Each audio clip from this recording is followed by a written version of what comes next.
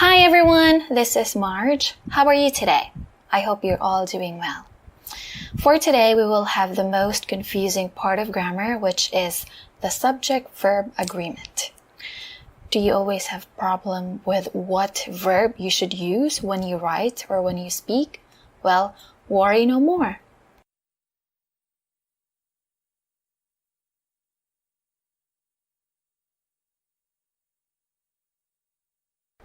Rule number 1. This is the basic rule. These verbs should be used. If you have only one subject, for example, we have she, he, it, this, that, my name, Marge, that's only one person or one thing that we are talking about. We need to only use singular verb. So I have here an example. He has a big heart to help. So in that case, he is only one. That means our verb should be singular verb. And how about if we have two or more items or subjects? Let's see. We have here they, we, you, these, those, Marge, and I. So in here, there's two or more items you're going to be using as your subject. Let's have an example. They are meeting tomorrow. So in that case, we have the pronoun they. That means two or more. So we need to use are in here. Now, what if we have I? Well, I is a special pronoun. You need to use am if you talk about the first person point of view. For example, I am an English teacher. What if you have a complex subject? That means it is confusing. Well, let's have rule number 2. If your subject starts with 2 plus base form of the verb or 2 plus infinitive or ing, you need to use the singular verb. For example, to live peacefully is my goal. Is here is our verb. It is treated as singular subject. Let's go to ing clause. We have an example. Having a supportive family inspires me to be better. Here, the first part of the sentence, which is having a supportive family, this is your subject. You need to use the singular verb. What if you have a what clause? That means what plus noun. What are you gonna use? Okay, let's see here. If you have a what clause, your verb needs to agree with the main subject. Let's have an example. What makes us happy is a good book. Book. So just a book. That is singular noun. You need to use is. And what if you have 2 or more as your main subject? Well, in that case, you can use are. We have an example. We needed the supporters. Here, the verb are should agree with the supporters. But is it possible to use is? Actually, yes, it is possible to use is. So you can say, what we needed is the supporters. So that is more of an informal way of using it. How about if you have 2 or more items joined by and? Okay, let's see here. The tour bus, its cargo and passengers, weighs around 2 tons. Why do we use singular verb here? We have 3 things to consider here. We have bus, cargo, and passengers. But our verb weighs should agree with the tour bus, with a bus, because we should think that the whole thing is just a single item.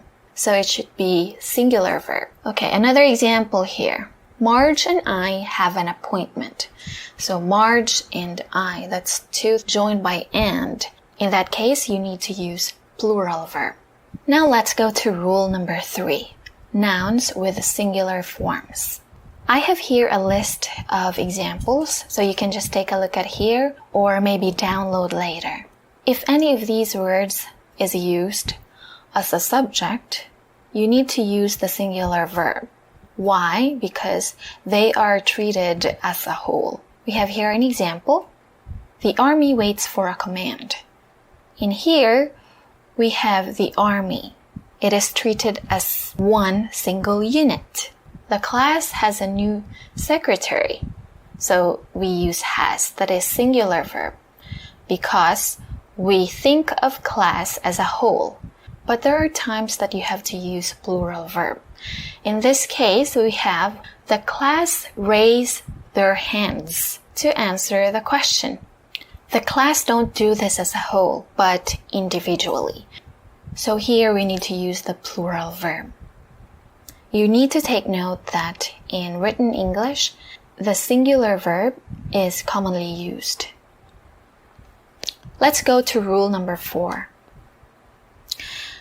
We usually think of the words or names ending in s as plural subject or plural noun, but it's not always the case, because there are many words that ends in s, but they are singular. For example, names of countries, newspapers, title of books, films, or quoted plural words or phrases. Let's have an example. The Philippines is an interesting place to live. The word Philippines ends with s, but it doesn't mean that it's plural noun. That is just the name of the country. So we need to use the singular verb. How about the next example? The Adventures of Huckleberry Finn was my favorite book in high school. So here we have adventures. That ends with s, but we are not going to use a plural verb because this is the title of the book. Isn't it interesting? Now let's go to rule number 5, indefinite pronouns and uncountable nouns. For uncountable nouns, we use the singular verb. But for indefinite pronouns, there are rules to consider. Here we go. One of plus plural noun or pronoun, we need to use the singular verb. So as each or every plus singular noun. Any of, none of, the majority of, a lot of, plenty of, or some of, plus uncountable noun. For example, one of my ways to focus is yoga. For everyone, everybody, everything, and the other similar words starting with any, some, or no, you need to use the singular verb too. For example, every student has different learning skills. A or the majority of, a lot of, plenty of, all of, some of, plus plural noun or pronoun, we need to use the plural verb. For example, we have the majority of volunteers are from other countries. The volunteers is a plural noun, so we need to use plural verb. How about the number? If we have the number plus noun in your subject, you need to use the singular form of the verb. For example, the number of teachers was rewarded. But how about a number of? All you have to do is use plural verb. So we have here, a number of doctors were rewarded. Just don't forget these rules. Now let's go to rule number 6. There, here, and other indefinite pronouns.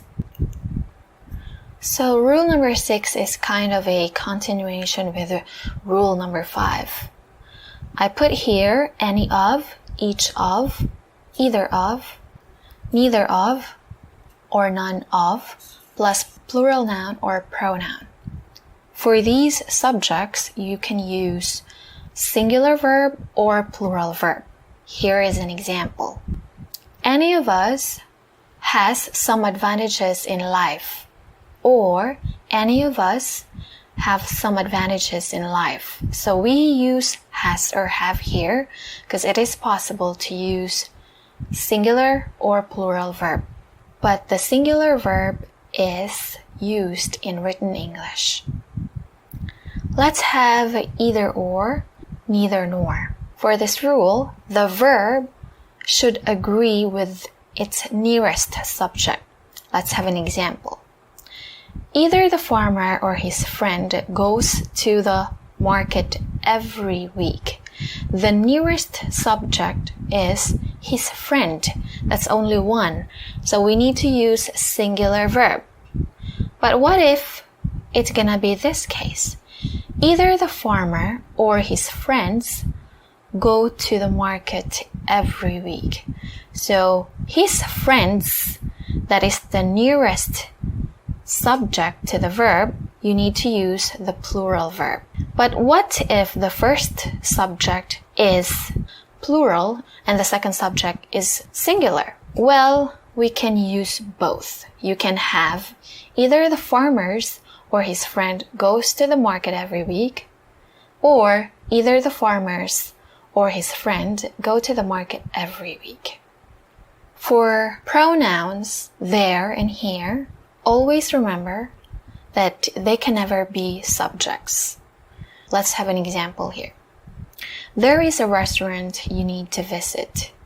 So there can never be subject. That means our subject is a restaurant. So restaurant, that is only one. But if we have, there have been complaints about his work. In that case, complaints. That means two or more. You need to use have. Let's go to here.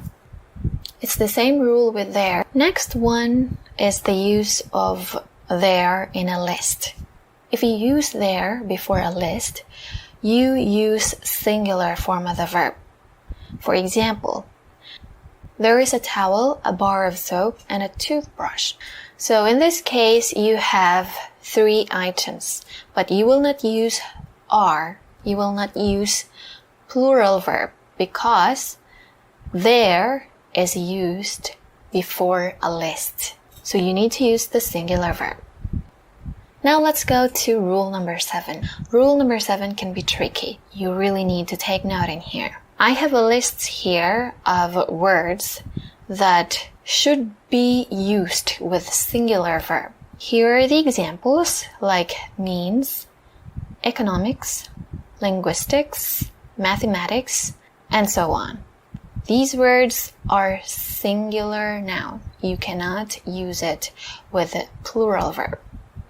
For example, phonetics is taught early in schools. Next is data, media, criteria, phenomena. Even though these words are plural, do not use singular verb. For example here, the media is a very powerful outlet. Let's go to some of the words that you can possibly use the singular or the plural form of the verb. If you have economics, statistics, and politics as academic subjects, you need to use the singular verb. There are nouns that are usually plural, and you also have to use the plural verb. For example, belongings, clothes, congratulations, goods. In these cases, there's no singular form, so you need to use the plural verb. For example, her belongings are in the right place. The next words are police, people, staff. They are also usually plural, and you need to use the plural verb. For example, the police are investigating. For whereabouts, you can use singular or plural verb. For example, his whereabouts is his business, or you can say his whereabouts are his business. So as what I said, economics, politics, and statistics, these words ending in S are not plural. They are singular, But there are cases that they are not, if they mean differently. If politics means political belief, you need to use the plural verb. For example, the speaker's politics don't reflect our company's. So we need to use don't reflect, not doesn't, because this means political belief. Rule number 8 is about numbers. If we talk about measurement of time, distance, or weight, amount, or quantity, you need to use the singular verb. For example, 3 kilos isn't heavy at all. 3 miles seems enough for a morning run. Even though they end in S, you need to use singular verb because that is just an amount or quantity of something.